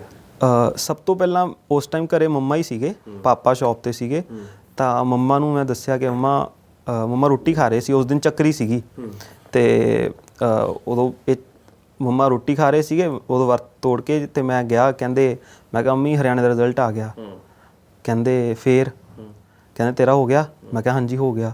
ਮੈਂ ਹੀ ਬਲੰਟ ਫੇਸ ਨਾਲ ਕਹਿਤਾ। ਕਹਿੰਦੇ ਮਜ਼ਾਕ ਤਾਂ ਨਹੀਂ ਕਰ ਰਿਹਾ? ਮੈਂ ਕਿਹਾ ਹਾਂਜੀ ਹੋ ਗਿਆ। ਤੇ ਮੈਂ ਹੱਸਿਆ ਨੀਗਾ, ਮੈਂ ਸਿਰਫ ਐਂ, ਪਰ ਉਹਨਾਂ ਨੂੰ ਫਿਰ ਲੱਗਿਆ ਕਿ ਹਾਂ ਇਹਦਾ ਹੋ ਗਿਆ। ਫਿਰ ਉਹਨਾਂ ਨੇ ਮਤਲਬ ਗਲੇ ਮਿਲੇ। ਫਿਰ ਉਹ ਇੱਕ ਇਮੋਸ਼ਨਲ ਮੂਮੈਂਟ ਹੁੰਦਾ ਆਪਦੇ ਪੇਰੈਂਟਸ ਨਾਲ, ਕਿਉਂਕਿ ਆਪਾਂ ਨੋਰਮਲੀ ਥੋੜ੍ਹਾ ਜਿਹਾ ਇਸ ਚੀਜ਼ਾਂ 'ਚ ਆਪਾਂ ਹੁੰਦੇ ਨਹੀਂਗੇ ਕਿ ਆਪਾਂ ਥੋੜ੍ਹਾ ਐਕਸਪ੍ਰੈਸ ਨਹੀਂ ਕਰਨਾ ਆਉਂਦਾ ਆਪਾਂ ਨੂੰ ਥੋੜ੍ਹਾ ਹੈ ਨਾ। ਅਤੇ ਫਿਰ ਮੰਮਾ ਨੇ ਪਾਪਾ ਨੂੰ ਕਾਲ ਕੀਤੀ। ਪਾਪਾ ਸ਼ੌਪ ਤੋਂ ਆ ਰਹੇ ਸੀ, ਕਿਸੇ ਦਾ ਬਾਈ ਚਾਂਸ ਸਕੂਟਰੀ 'ਤੇ ਮਤਲਬ ਹੁੰਦਾ ਨਾ ਜੋ ਪਾਰ ਕੀਤੀ ਅਤੇ ਉਹਦੀ ਕਿਸੇ ਦਾ ਕਾਲ ਆ ਗਿਆ। ਪਾਪਾ ਨੇ ਚੱਕ ਵੀ ਲਿੱਤਾ। ਅੱਛਾ, ਕਹਿੰਦੇ ਵਧਾਈਆਂ ਤੁਹਾਡਾ ਮੁੰਡਾ ਜੱਜ ਬਣ ਗਿਆ। ਅੱਛਾ, ਮੈਨੂੰ ਐ ਸੀ ਕਿ ਘੱਟੋ ਘੱਟ ਇਹ ਤਾਂ ਮੈਂ ਦੱਸ ਦਿੰਦਾ। ਬਟ ਚਲੋ ਐਨੀਵੇਜ਼ ਉਦੋਂ ਫਿਰ ਸਾਰੇ ਥੋੜ੍ਹੇ ਇਮੋਸ਼ਨਲ ਸੀਗੇ 5-10 ਮਿੰਟਾਂ ਲਈ। ਫਿਰ ਸਾਰੇ ਰਿਸ਼ਤੇਦਾਰ ਵਗੈਰਾ ਆ ਗਏ। ਫਿਰ ਦੈਨ ਸੈਲੀਬ੍ਰੇਸ਼ਨਸ ਸ਼ੁਰੂ ਹੋ ਗਈਆਂ ਸੀਗੀਆਂ। ਫਿਰ ਤੁਸੀਂ ਦੱਸਿਆ ਫਾਦਰ ਸਾਹਿਬ ਤੁਹਾਡੇ ਦੁਕਾਨ ਤੇ ਸੀਗੇ ਜੀ। ਫਾਦਰ ਸਾਹਿਬ ਕੀ ਕਰਦੇ ਨੇ ਦੁਕਾਨ? ਮੇਰੇ ਪਾਪਾ ਦਾ ਆਪਣਾ ਆੜਤ ਦਾ ਕੰਮ ਹੈ ਤੇ ਪੈਸਟੀਸਾਈਡ ਦਾ ਕੰਮ ਹੈ। ਓਕੇ ਜੀ, ਠੀਕ ਹੈ। ਔਰ ਹੋਰ ਵੀ ਮੈਂ ਜਾਣਨਾ ਚਾਹੂੰਗਾ ਬਾਕੀ ਫੈਮਿਲੀ ਕੀ ਕਰਦੀ, ਕਿ ਬਾਕੀਆਂ ਨੇ ਜਿਵੇਂ ਤੁਸੀਂ ਦੱਸਿਆ ਸਪੋਰਟ ਕੀਤਾ, ਇਹ ਸੁਪਨਾ ਸਾਰਿਆਂ ਦਾ ਹੀ ਸੀਗਾ ਜਾਂ ਕਿਸੇ ਨੇ ਸੁਜੈਸਟ ਵੀ ਐਂ ਕੀਤਾ ਯਾਰ ਨਹੀਂ ਇੱਧਰ ਬਣ ਰਹੀ ਗੱਲ ਤਾਂ ਕੋਈ ਨਹੀਂ ਪੈਸਟੀਸਾਈਡ ਵਾਲੇ ਬੰਨੇ ਦੁਕਾਨ ਤੇ ਬਹਿਣਾ ਸ਼ੁਰੂ ਕਰ ਲਓ ਜਾਂ ਕੋਈ ਹੋਰ ਕੰਮ ਕਰ ਲਓ? ਗੋਇਲ ਸਾਹਿਬ ਨਹੀਂ, ਐਕਚੁਅਲੀ ਮੇਰੇ ਫਾਦਰ ਸਾਹਿਬ ਦੀ ਇੱਕ ਬੜੀ ਵਧੀਆ ਚੀਜ਼ ਸੀ, ਉਹ ਸਪੋਰਟ ਬਹੁਤ ਕਰਦੇ ਆ। ਉਹ ਕਹਿੰਦੇ ਜੋ ਤੇਰਾ ਮਨ ਕਰਦਾ ਤੂੰ ਕਰ। ਤੇ ਮੇਰਾ ਸ਼ੁਰੂ ਤੋਂ ਪੜ੍ਹਾਈ 'ਚ ਹੀ ਮਨ ਸੀ ਜ਼ਿਆਦਾ। ਮੈਂ ਥੋੜ੍ਹਾ ਜਿਹਾ ਮਤਲਬ ਮੇਰਾ ਅਕੈਡਮਿਕਲੀ ਠੀਕ ਸੀਗਾ ਅਤੇ ਜੋ ਮੇਰਾ ਬ੍ਰਦਰ ਆ ਥੋੜ੍ਹਾ ਜਿਹਾ ਬਿਜ਼ਨਸ ਓਰੀਐਂਟਡ ਸੀਗਾ। ਤਾਂ ਫਾਦਰ ਇਹ ਚਾਹੁੰਦੇ ਸੀਗੇ ਕਿ ਫਾਦਰ ਸਾਹਿਬ ਕਿ ਬ੍ਰਦਰ ਹੈ ਜਿਹੜਾ ਮੇਰਾ ਉਹ ਬਿਜ਼ਨਸ 'ਚ ਰਵੇ, ਮੈਂ ਆਪਣਾ ਇੱਕ ਅਕੈਡਮਿਕਲੀ ਰਵਾਂ। ਤਾਂ ਬਾਈ ਚਾਂਸ ਕੀ ਹੋਇਆ ਕਿ ਜੋ ਤੁਹਾਨੂੰ ਦੱਸਿਆ ਮਨੀਸ਼ ਬਾਂਸਲ ਭਈਆ ਸੀਗੇ, ਉਹਨਾਂ ਨੇ ਵੀ ਹਮੇਸ਼ਾ ਉਹੀ ਜਰਨੀ 'ਚ ਉਹਨਾਂ ਨੇ ਅੱਗੇ ਵਧਾਤਾ। ਲਾਈਕ ਮੈਂ +2 ਤੋਂ ਬਾਅਦ ਪਲਾਨ ਕੀਤਾ ਸੀਗਾ ਕਿ ਦਿੱਲੀ ਚਲਾ ਜਾਊਂਗਾ ਟੂ ਡੂ ਗ੍ਰੈਜੂਏਸ਼ਨ। ਬਟ ਉਹਨਾਂ ਨੇ ਐਂਡ ਮੂਮੈਂਟ 'ਤੇ ਕਿਹਾ ਦੈਟ ਮੈਨੂੰ ਲਾਅ ਕਰਨੀ ਚਾਹੀਦੀ ਹੈ। ਮੈਂ ਲਾਅ ਕਰਨ ਆ ਗਿਆ। ਚੰਡੀਗੜ੍ਹ ਦਾ ਇੱਥੇ ਐਂਟਰੈਂਸ ਦੀ ਤਿਆਰੀ ਕੀਤੀ। ਬਾਈ ਚਾਂਸ PU 'ਚ ਰੈਂਕ ਆ ਗਿਆ ਅਤੇ ਐਡਮਿਸ਼ਨ ਹੋ ਗਈ। ਤਾਂ ਉਹ ਚੀਜ਼ਾਂ ਕਦੇ ਪਲੈਨਡ ਆਊਟ ਨਹੀਂ ਕੀਤੀਆਂ ਸੀਗੀਆਂ। ਹਾਂ ਹੁੰਦੀਆਂ ਗਈਆਂ ਕਿ ਅਗਰ ਜੁਡੀਸ਼ਰੀ ਪਰ ਸਾਨੂੰ ਕਿਉਂਕਿ ਆਪਾਂ ਜਿੱਥੋਂ ਬਿਲੋਂਗ ਕਰਦੇ ਹਾਂ ਆਪਾਂ ਨੂੰ ਹਮੇਸ਼ਾ ਇਹ ਲੱਗਦਾ ਕਿ ਯਾਰ ਜੱਜ ਤਾਂ ਯਾਰ ਬਹੁਤ ਹੀ ਔਖਾ ਐਗਜ਼ਾਮ ਹੈ, ਜੱਜ ਯਾਰ ਇਹ ਹੈ, ਜੱਜ ਲਈ ਪੜ੍ਹਨਾ ਕਿੰਨਾ ਪੈਂਦਾ ਹੋਣਾ ਹੈ। ਬਟ ਜਦੋਂ ਤੁਸੀਂ ਇੱਕ ਵਾਰੀ ਚੀਜ਼ ਮਨ 'ਚ ਠਾਣ ਲੈਂਦੇ ਹੋ ਨਾ ਕਿ ਯਾਰ ਉਸ ਪ੍ਰੋਸੈਸ 'ਚ ਪੈ ਜਾਂਦੇ ਹੋ ਬੇਸਿਕਲੀ ਕਿ ਯਾਰ ਮੈਂ ਕਲੀਅਰ ਕਰਨਾ ਤੇ ਤੁਸੀਂ ਉਹ ਅਚੀਵਮੈਂਟ ਹਾਸਲ ਕੀਤੀ ਹੈ, ਉਹ ਚੀਜ਼ ਅਚੀਵ ਕੀਤੀ ਹੈ ਕਿਉਂਕਿ ਜਿਹਦੀ ਸਾਡੇ ਸਮਾਜ ਦੇ ਵਿੱਚ ਵੀ ਰੁਤਬਾ ਬਹੁਤ ਉੱਚਾ ਹੈ। ਔਰ ਜੇ ਅਸੀਂ ਸਿੱਧੇ ਸ਼ਬਦਾਂ 'ਚ ਕਹਿੰਦੇ ਆ ਕਿ ਤੂੰ ਜੱਜ ਥੋੜੀ ਲੱਗਿਆ ਹੈ, ਇੱਕ ਸਿੱਧਾ ਕਿਹਾ ਜਾਂਦਾ ਕਿਸੇ ਨੂੰ ਤਾਨਾ ਮਾਰੋ ਤੂੰ ਜੱਜ ਲੱਗਿਆ, ਮੈਂ ਤੇਰੀ ਗੱਲ ਸੁਣਾ, ਤੁਸੀਂ ਤਾਂ ਜੱਜ ਬਣ ਗਏ ਹੁਣ ਔਰ ਫੈਮਿਲੀ ਬਾਗੋ ਬਾਗ ਹੈ ਜਿਵੇਂ। ਹਾਂਜੀ ਬਹੁਤ ਖੁਸ਼ ਨੇ। ਨਵੇਂ ਜਿਹੜੇ ਸਟੂਡੈਂਟਸ ਖਾਸ ਤੌਰ ਤੇ ਮੈਂ 5 ਮਿੰਟ ਦਾ ਸਮਾਂ ਤੁਹਾਡਾ ਹੋਰ ਲੈਣਾ, ਨਵੇਂ ਜਿਹੜੇ ਸਟੂਡੈਂਟਸ ਜੀ ਸੁਪਨਾ ਦੇਖ ਰਹੇ ਹੋਣ, ਕਿਉਂਕਿ ਸੁਪਨੇ ਦੇਖਣ ਤੇ ਕਿਹੜਾ ਜ਼ੋਰ ਲੱਗਦਾ ਪਰ ਉਹਨਾਂ ਨੂੰ ਜਦੋਂ ਅਚੀਵ ਕਰਨਾ ਹੁੰਦਾ ਉਹਦੇ ਤੇ ਜ਼ੋਰ ਲਾਉਣਾ ਪੈਂਦਾ ਜੀ। ਤਾਂ ਜੇ ਕਿ ਨਵੇਂ ਸਟੂਡੈਂਟਸ ਹੋਣ ਉਹ ਸੁਪਨਾ ਦੇਖਣ ਜੱਜ ਬਣਨ ਦਾ, ਉਹਨਾਂ ਨੂੰ ਕੀ ਸਲਾਹ ਦੇਣੀ ਚਾਹੋਗੇ? ਉਹਨਾਂ ਨੂੰ ਮੇਰੀ ਸਰ ਇਹੀ ਸਲਾਹ ਹੈ ਕਿ always believe in yourself and everything is possible. ਕਦੇ ਵੀ ਆਪਣੇ ਤੇ ਵਿਸ਼ਵਾਸ ਨਾ ਹਾਰੋ, ਕਿਉਂਕਿ ਦੇਖੋ ਲਾਈਫ 'ਚ ਜੇ ਤੁਸੀਂ ਵੀ ਅੱਜ ਇੱਥੇ ਮਤਲਬ ਐਡੇ ਵਧੀਆ ਆਪਣਾ ਐਂਕਰਿੰਗ ਚੱਲ ਰਹੀ ਹੈ ਤਾਂ ਉਹ ਵੀ ਤਾਂ ਹੀ ਹੈ ਕਿ ਤੁਸੀਂ ਆਪਦੇ 'ਚ ਵਿਸ਼ਵਾਸ ਰੱਖਿਆ ਕਿ ਯਾਰ ਮੈਂ ਸਟਾਰਟ ਤਾਂ ਇੱਥੋਂ ਹੀ ਹੁੰਦਾ ਨਾ ਆਪਣਾ ਪ੍ਰੋਸੈਸ ਕਿ ਯਾਰ ਮੈਂ ਕਰ ਸਕਦਾ। ਮੈਂ ਵੀ ਸੋਚਿਆ ਕਿ ਯਾਰ ਮੈਂ ਕਰ ਸਕਦਾ, ਤਾਂ ਜਦੋਂ ਮੈਂ ਸੋਚ ਲਿਆ ਮੈਂ ਕਰ ਸਕਦਾ, ਤੁਹਾਨੂੰ ਆਪਣੇ ਆਪ ਉਹੋ ਜਿਹੀਆਂ ਚੀਜ਼ਾਂ ਮਿਲਦੀਆਂ ਰਹਿੰਦੀਆਂ। ਅਤੇ ਡਿਊਰਿੰਗ ਪ੍ਰੋਸੈਸ ਦੇਖੋ ਫੇਲੀਅਰ ਆਉਣਾ ਅਤੇ ਮੈਂ ਇਹੀ ਰਿਕੁਐਸਟ ਕਰੂੰਗਾ ਜਾਂ ਮੈਂ ਹਰ ਕਿਸੇ ਲਈ ਪ੍ਰੇ ਕਰਦਾ ਹਰ ਦੇ ਲਾਈਫ 'ਚ ਫੇਲੀਅਰ ਆਵੇ, ਐਟਲੀਸਟ 1-2 ਫੇਲੀਅਰਸ ਤਾਂ ਜ਼ਰੂਰ ਆਉਣ। ਅੱਛਾ, ਬੰਦੇ ਨੂੰ ਫੇਲੀਅਰ ਹੋਣਾ ਚਾਹੀਦਾ ਬੰਦੇ ਦੀ ਜ਼ਿੰਦਗੀ। ਮੇਰਾ ਇਹ ਮੰਨਣਾ ਹੈ, ਕਿਸੇ ਨੂੰ ਬਹੁਤ ਜਲਦੀ ਮਿਲ ਜਾਂਦਾ ਉਹ ਬਹੁਤ ਫੋਰਚੂਨੇਟ ਹੈ, ਮੈਂ ਉਹਦੇ ਲਈ ਵੀ ਬਹੁਤ ਖੁਸ਼ ਹਾਂ ਕਿ ਜਿਨ੍ਹਾਂ ਦਾ ਫਸਟ ਅਟੈਂਪਟ 'ਚ ਹੋ ਜਾਂਦਾ। ਬਟ ਅਗਰ ਤੁਸੀਂ 1-2 ਫੇਲੀਅਰਸ ਦੇਖ ਲੈਂਦੇ ਹੋ ਤਾਂ ਤੁਸੀਂ ਇੱਕ ਲਾਈਫ 'ਚ ਨਾ ਬਹੁਤ ਸੋਹਣੇ ਟ੍ਰੇਟਸ ਗੇਨ ਕਰ ਲੈਣੇ, to remain humble, to respect others struggles, ਹੈ ਨਾ, ਟੂ ਰਿਸਪੈਕਟ ਐਵਰੀਵਨ, ਮਤਲਬ ਜਿਹਦਾ ਨਹੀਂ ਹੋ ਰਿਹਾ ਤੁਸੀਂ ਉਹਨੂੰ ਵੀ ਰਿਸਪੈਕਟ ਕਰਦੇ ਹੋ, ਜਿਹਦਾ ਹੋ ਰਿਹਾ ਤੁਸੀਂ ਉਹਨੂੰ ਵੀ ਰਿਸਪੈਕਟ ਕਰਦੇ ਹੋ।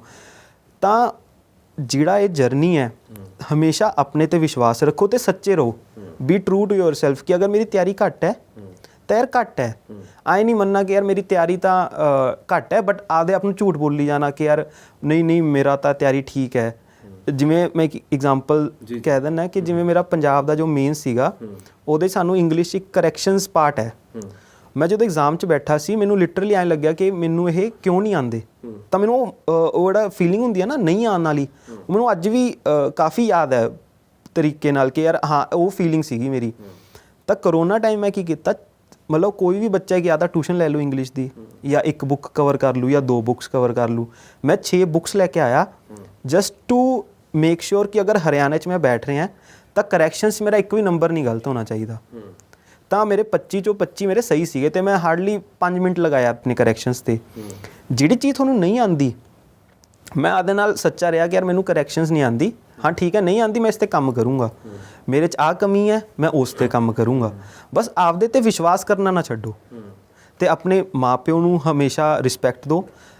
ਪ੍ਰੇ ਰੱਬ ਨੂੰ ਅਰਦਾਸ ਜ਼ਰੂਰ ਕਰਿਆ ਕਰੋ ਕਿ ਇਹ ਪ੍ਰਮਾਤਮਾ ਮੇਰਾ ਕਰਵਾ ਦੀ ਪੇਪਰ, ਕਿਉਂਕਿ ਅਰਦਾਸ 'ਚ ਬਹੁਤ ਸ਼ਕਤੀ ਹੁੰਦੀ ਹੈ। ਪੂਰਾ ਰੱਬ ਨੂੰ ਮੰਨਦੇ? ਹਾਂ, ਮੇਰਾ ਪੂਰਾ ਮੰਨਣਾ ਹੈ ਕਿ ਈਵਨ ਤੁਸੀਂ ਆਪਦਾ ਡੇਲੀ ਗੁਰਦੁਆਰੇ ਜਾਂਦੇ ਹੋ, ਮੰਦਿਰ ਜਾਂਦੇ ਹੋ, ਕਿਸੇ ਵੀ ਧਰਮ ਨੂੰ ਕਿਸੇ ਵੀ ਤਰੀਕੇ ਨਾਲ ਆਪਦਾ ਘਰੇ ਬੈਠ ਕੇ ਆਪਦਾ ਧਿਆਨ ਕਰਦੇ ਹੋ, ਤੁਸੀਂ ਉਹ ਕਰਿਆ ਕਰੋ। ਤੁਹਾਨੂੰ ਉਹਦੇ ਨਾਲ ਇੰਨੀ ਪੋਜ਼ੀਟਿਵਿਟੀ ਆਉਂਦੀ ਹੈ ਕਿ ਜਿਹੜਾ ਤੁਹਾਡਾ ਜਰਨੀ ਹੈ ਬਹੁਤ ਸਮੂਥ ਹੋ ਜਾਂਦੀ ਹੈ। ਕੋਈ ਇੱਦਾਂ ਦਾ ਕਿੱਸਾ ਮੈਨੂੰ ਦੱਸ ਸਕਦੇ ਹੋ ਜਿਸ ਸਮੇਂ ਤੁਸੀਂ ਫੇਲੀਅਰ ਆਇਆ ਜ਼ਿੰਦਗੀ ਦੇ ਵਿੱਚ, ਬਹੁਤ ਹਤਾਸ਼ ਹੋ ਗਏ ਹੋ, ਨਿਰਾਸ਼ ਹੋ ਗਏ ਹੋ ਜੀ, ਇਸ ਤਰ੍ਹਾਂ ਦਾ ਕੁਝ, ਜਾਂ ਕੋਈ ਇਹੋ ਜਿਹੀ ਫਿਰ ਉਸ ਤੋਂ ਬਾਅਦ ਕੋਈ ਪੋਜ਼ਿਟਿਵ ਵਾਈਬਸ ਆਈਆਂ ਹੋਣ ਕਿ ਦੁਬਾਰਾ ਫਿਰ ਉੱਠ ਖੜੇ ਹੋਣ? ਜਿੱਦਾਂ ਜਦੋਂ ਮੇਰੇ ਐਗਜ਼ਾਮਸ ਮਤਲਬ ਤੁਹਾਨੂੰ ਦੱਸਿਆ ਕਿ 3 ਨਹੀਂ ਹੋਏ, 3 ਮੇਨਸ ਹੋ ਗਏ, ਫਿਰ ਉਸ ਤੋਂ ਕਰੋਨਾ ਟਾਈਮ ਆ ਗਿਆ ਸੀਗਾ। ਕਰੋਨਾ 'ਚ ਕੀ ਹੋਇਆ ਕਿ ਮੈਂ ਨਾ ਨੋਵਲਸ ਵਗੈਰਾ ਜ਼ਿਆਦਾ ਪੜ੍ਹਨ ਲੱਗ ਗਿਆ, ਪਹਿਲਾਂ ਮੇਰੀ ਬਿਲਕੁਲ ਵੀ ਹੈਬਿਟ ਨਹੀਂ ਸੀਗੀ। ਤਾਂ ਉੱਥੇ ਇੱਕ ਬੁੱਕ ਹੈਗੀ ਹੈ ਦ ਆਟੋਬਾਇਓਗ੍ਰਾਫੀ ਆਫ ਅ ਯੋਗੀ, ਠੀਕ ਹੈ, ਉਹ ਬਹੁਤ ਲਰਨਡ ਪਰਸਨ ਨੇ ਲਿਖੀ ਹੋਈ ਹੈ। ਤਾਂ ਉਹਨਾਂ ਨੇ ਨਾ ਮੈਡੀਟੇਸ਼ਨ ਲਈ ਇੰਟਰੋਡਿਊਸ ਕੀਤਾ ਕਿ ਮੈਡੀਟੇਸ਼ਨ ਕਿਉਂ ਕਰਨੀ ਜ਼ਰੂਰੀ ਹੈ। ਫਿਰ through out that journey I understand ਕਿ ਜੋ ਆਪਾਂ ਆਪਣੀ ਅਚੀਵਮੈਂਟਸ ਆ ਬਹੁਤ ਮਿਨਿਸਕਿਊਲ ਹੈ ਇਨ ਬਿਗ ਸਕੀਮ ਆਫ ਥਿੰਗਸ, ਕਿ ਆਪਾਂ ਜੋ ਵੀ ਅਚੀਵ ਕਰਦੇ ਹਾਂ ਉਸ ਪਰਮਾਤਮਾ ਲਈ ਉਹ ਬਹੁਤ ਛੋਟੀ ਚੀਜ਼ਾਂ ਹੈ। ਅਗਰ ਆਪਾਂ ਉਸ ਤੋਂ ਕਹਿੰਦੇ ਹਾਂ ਨਾ ਯਾਰ ਮੈਨੂੰ ਇਹ ਪਰਮਾਤਮਾ ਨੂੰ ਜੱਜ ਬਣਾ ਦੇ, ਤਾਂ ਉਹਦੇ ਲਈ ਤਾਂ ਕੁਛ ਹੈ ਹੀ ਨਹੀਂ। ਤੁਸੀਂ ਮੰਗ ਕੇ ਤਾਂ ਦੇਖੋ, ਸੱਚੇ ਮਨ ਨਾਲ ਮੰਗ ਕੇ ਤਾਂ ਦੇਖੋ, ਉਹ ਤਾਂ ਕਹਿੰਦਾ ਹੋਊਗਾ ਕਿ ਯਾਰ ਤੁਸੀਂ ਘੱਟੋ ਘੱਟ ਇੱਕ ਦੇਸ਼ ਮੰਗ ਲਓ, ਹੈ ਨਾ, ਉਹ ਵੀ ਮੈਂ ਦੇ ਦੂੰਗਾ, ਤੁਸੀਂ ਤਾਂ ਮੰਗ ਹੀ ਕੁਛ ਨਹੀਂ ਰਹੇ। ਬਸ ਆਪਦਾ ਮੰਗਦੇ ਰਹੇ ਹੋ ਤੁਸੀਂ ਹਾਂਜੀ। ਕਿ ਪ੍ਰਮਾਤਮਾ ਮੈਨੂੰ ਜੱਜ ਬਣਾ। ਹਾਂਜੀ, ਮੈਂ ਅੱਜ ਵੀ ਬਹੁਤ, ਮੈਂ ਸਵੇਰੇ ਉੱਠ ਕੇ ਡੇਲੀ ਸ਼ੁਕਰ ਕਰਾਨਾ ਕਿ ਮੈਂ ਵਧੀਆ ਹੈਲਥ 'ਚ ਹਾਂ, ਮੇਰੇ ਮਾਪਿਓ ਮੇਰੇ ਤੋਂ ਖੁਸ਼ ਹੈ, ਮੇਰੀ ਫੈਮਿਲੀ ਖੁਸ਼ ਹੈ, ਮੈਂ ਵਧੀਆ ਸਿਹਤ ਹੈ, ਮੈਨੂੰ ਵਧੀਆ ਜਗ੍ਹਾ ਤੇ ਦੇਤਾ, ਵਧੀਆ ਮਾਨ ਸਨਮਾਨ ਮਿਲਦਾ ਹਰ ਜਗ੍ਹਾ ਤੋਂ। ਇਹਦੇ ਲਈ ਬਹੁਤ ਗ੍ਰੇਟਫੁਲ ਹੈ ਪਰਮਾਤਮਾ ਲਈ, ਕਿਉਂਕਿ ਆਪਾਂ ਪਰਮਾਤਮਾ ਨੂੰ ਕੀ ਆਪਾਂ ਉਦੋਂ ਹੀ ਯਾਦ ਕਰਦੇ ਹਾਂ ਜਦੋਂ ਆਪਣਾ ਕੁਛ ਨਾ ਕੁਛ ਗਲਤ ਜਾਂ ਕੁਛ ਸਹੀ ਨਹੀਂ ਚੱਲ ਰਿਹਾ ਹੁੰਦਾ। ਤੁਸੀਂ ਡੇਲੀ ਯਾਦ ਕਰੋ। ਮਾੜੇ ਸਮੇਂ 'ਚ ਯਾਦ ਹਾਂ, ਤੇ ਨਾਲੇ ਪਰਮਾਤਮਾ ਤਾਂ ਮੰਗਦਾ ਵੀ ਇਹੀ ਹੈ, ਮੈਨੂੰ ਯਾਦ ਹੀ ਕਰ ਲਓ। ਉਹ ਤਾਂ ਆਪਾਂ ਨੂੰ ਇਹ ਵੀ ਨਹੀਂ ਕਹਿੰਦਾ ਕਿ ਯਾਰ ਤੁਸੀਂ ਮੇਰੇ ਲਈ ਇੱਥੇ ਆਓ ਉੱਥੇ ਆਓ, ਤੁਸੀਂ ਘਰੇ ਬੈਠੇ ਹੋ ਯਾਦ ਕਰ ਲਓ, ਘਰੇ ਬੈਠੇ ਧਿਆਨ ਕਰ ਲਓ। ਤਾਂ ਮੈਂ ਆਪਦਾ ਉਸ ਜਰਨੀ 'ਚ ਕਰੋਨਾ ਟਾਈਮ ਮੈਂ ਬਹੁਤ ਧਿਆਨ ਕਰਦਾ ਸੀਗਾ, ਬਹੁਤ ਅਰਦਾਸਾਂ ਕਰਦਾ ਸੀਗਾ। ਤੇ ਮੇਰੀ ਅਰਦਾਸਾਂ ਕਿਵੇਂ ਸੁਣੀਆਂ ਗਈਆਂ, ਜਿਵੇਂ ਮੇਰੇ ਸੁਪਰੀਮ ਕੋਰਟ ਜੌਬ ਕਰਨ ਦਾ ਬਹੁਤ ਜ਼ਿਆਦਾ ਮਨ ਸੀ। ਮੇਰੀ ਸੁਪਰੀਮ ਕੋਰਟ ਜਿਹੜੀ ਜੌਬ ਲੱਗੀ ਉਹ ਉਹਨਾਂ ਜਸਟਿਸ ਨਾਲ ਲੱਗੀ ਜਿਹੜਾ ਅਗਲੇ ਚੀਫ ਜਸਟਿਸ ਆਫ ਇੰਡੀਆ ਆਪਣੇ, ਠੀਕ ਹੈ। ਉਹਨਾਂ ਤੋਂ ਕੰਮ ਸਿੱਖਣ ਦਾ ਮਤਲਬ ਉਹਦੀ ਕੋਈ ਮੋਨੇਟਰੀ ਵੈਲਿਊ ਨਹੀਂ ਹੋ ਸਕਦੀ ਜਿਹੜਾ ਤੁਸੀਂ ਉਹਨਾਂ ਤੋਂ ਕੰਮ ਸਿੱਖਦੇ ਹੋ, ਕਿਉਂਕਿ ਉਹਨਾਂ ਨੇ ਕੱਲ੍ਹ ਨੂੰ ਦੇਸ਼ ਲਈ ਇਸ ਪੋਜੀਸ਼ਨ 'ਤੇ ਸਰਵ ਕਰਨਾ ਹੈ। ਤੁਸੀਂ ਉਹਨਾਂ ਤੋਂ ਸਿੱਖ ਚੁੱਕੇ ਹੋ ਕਿ ਯਾਰ ਅੱਛਾ ਐਂ ਕੰਮ ਕਰਨਾ ਚਾਹੀਦਾ ਹੈ, ਕਿਉਂਕਿ ਅਲਟੀਮੇਟਲੀ ਤਾਂ ਮੈਂ ਵੀ ਉਹੀ ਕੰਮ ਕਰਨਾ ਜੋ ਉਸ ਐਜ਼ ਅ ਸੁਪਰੀਮ ਕੋਰਟ ਜੱਜ ਕਰ ਰਿਹਾ, ਮੈਂ ਲੋਅਰ ਲੈਵਲ 'ਤੇ ਕਰਨਾ। ਫਿਰ ਮੇਰਾ ਮਨ ਸੀਗਾ ਕਿ ਮੈਂ PhD ਕਰਨੀ ਹੈ, ਮੇਰੀ PhD ਵੀ ਹੋ ਗਈ ਨਾਲ। ਮੇਰੀ ਇਹ ਚੀਜ਼ਾਂ ਸੀ ਕਿ ਮੈਂ ਆਪਦੀ ਕਦੇ ਇੰਟੈਲੈਕਚੁਅਲ ਲੈਵਲ ਨਹੀਂ ਘੱਟ ਕਰਨਾ ਚਾਹੁੰਦਾ ਸੀ, ਮੇਰਾ ਉਹ ਚਾਹੁੰਦਾ ਸੀ ਕਿ ਉਹਨੂੰ ਵਧਾਵਾਂ। ਉਹ ਪਰਮਾਤਮਾ ਨੇ ਉਹ ਵੀ ਮੌਕਾ ਦਿੱਤਾ। ਮੈਂ ਚਾਹੇ ਈਵਨ ਮੈਂ 1 ਸਾਲ ਪਹਿਲਾਂ ਲੱਗ ਜਾਂਦਾ ਜੱਜ, then also I will not be able ਕਿ ਮੈਂ ਕਦੇ ਸੁਪਰੀਮ ਕੋਰਟ ਦਾ ਸੁਪਨਾ ਲੈ ਸਕਦਾ ਕਿ ਉੱਥੇ ਜਾਊਂਗਾ ਜਾਂ ਉਹਨਾਂ ਤੋਂ ਕੰਮ ਸਿੱਖੂੰਗਾ ਜਸਟਿਸਿਸ ਤੋਂ। ਮੈਨੂੰ ਪਰਮਾਤਮਾ ਨੇ ਉਹ ਵੀ ਮੌਕਾ ਦਿੱਤਾ ਕਿ ਤੁਸੀਂ ਜਾਓ, ਉਹਨਾਂ ਤੋਂ ਕੰਮ ਸਿੱਖੋ ਤੇ ਉਹ ਆਪਦੇ ਕੰਮਾਂ 'ਚ ਇੰਟਰੋਡਿਊਸ ਕਰਕੇ ਹੋਰ ਵਧੀਆ ਕੰਮ ਸਰਵ ਕਰੋ। ਤਾਂ ਅਰਦਾਸ ਕਰਨੀ ਚਾਹੀਦੀ ਹੈ ਪਰਮਾਤਮਾ ਨੂੰ, ਆਪਦੇ ਮਾਂ-ਪਿਓ ਦੀ ਇੱਜ਼ਤ ਕਰੋ ਤੇ ਆਪਦੇ ਤੇ ਕਦੇ ਵਿਸ਼ਵਾਸ ਕਰਨਾ ਨਾ ਛੱਡੋ। ਦੈਟ ਇਜ਼ ਦਾ ਕਰਕਸ ਕਿ ਤੁਸੀਂ ਤਿਆਰੀ ਆਪਦੀ ਵਧੀਆ ਪਰਸਿਊ ਕਰ ਲੈਂਦੇ ਹੋ। ਬਹੁਤ ਬਹੁਤ ਸ਼ੁਕਰੀਆ, ਬਹੁਤ ਬਹੁਤ ਧੰਨਵਾਦ। Thank you so much. ਤਾਂ ਮੈਂ ਕਿ ਪੰਜਾਬ ਦਾ ਮੁੰਡਾ ਹਰਿਆਣੇ ਦੇ ਵਿੱਚ ਜੱਜ ਬਣ ਗਿਆ ਔਰ ਜੁਆਇਨ ਕਰਨ ਜਾ ਰਿਹਾ ਬਹੁਤ ਜਲਦ ਇਹ, ਔਰ ਨਾਲ ਹੀ ਇਹਨਾਂ ਨੇ ਆਪਣੀ ਜ਼ਿੰਦਗੀ ਦੇ ਬਿਹਤਰੀਨ ਤਜਰਬੇ ਸਾਂਝੇ ਕੀਤੇ ਹੈ ਕਿ ਡਿੱਗ ਕੇ ਢਹਿ ਕੇ ਬੰਦਾ ਖੜਾ ਹੁੰਦਾ, ਫਿਰ ਉਹ ਭੱਜਣ ਲੱਗਦਾ ਹੈ ਔਰ ਫਿਰ ਆਪਣੀ ਮੰਜ਼ਿਲ ਤੇ ਪਹੁੰਚਦਾ। ਕੁਝ ਇਹੋ ਜਿਹੀ ਇਹਨਾਂ ਦੀ ਕਹਾਣੀ ਹੈ। ਕਈ ਵਾਰ ਫੇਲ ਹੋਏ ਪਰ ਅਖੀਰ ਦੇ ਵਿੱਚ ਪਾਸ ਵੀ ਹੋਏ ਆ ਔਰ ਹਿੰਮਤ ਨਹੀਂ ਹਾਰੀ। ਸਭ ਤੋਂ ਵੱਡੀ ਚੀਜ਼ ਹਿੰਮਤ ਹੈ। ਹਿੰਮਤ ਰੱਖ ਕੇ ਬੰਦਾ ਕੋਈ ਵੀ ਅਚੀਵਮੈਂਟ ਹਾਸਲ ਕਰ ਸਕਦਾ।